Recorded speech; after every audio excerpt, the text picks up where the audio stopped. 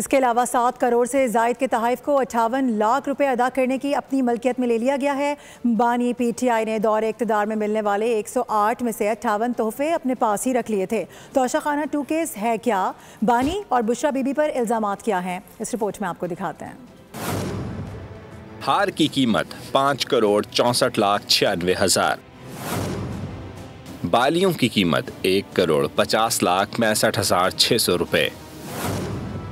7 करोड़ से ज़ायद तहफ़ की कीमत सिर्फ 58 लाख अदा की गई। तोशाखाना से लूटमार की तफसीलात सामने आ गई। बानी, तहरीक इंसाफ और बुशरा बीबी 7 मई 2021 को 3 दिन के लिए सऊदी अरब गए।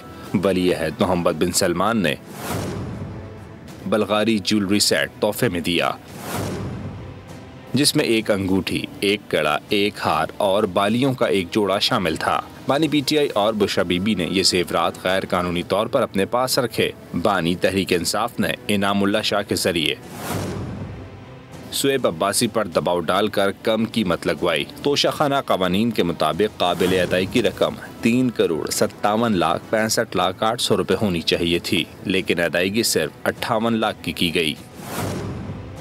बानी PTI के दौरान इक़्तिदार 108 तहफ़ मौसूल हुए, जिनमें से 58 अपने पास रख लिए।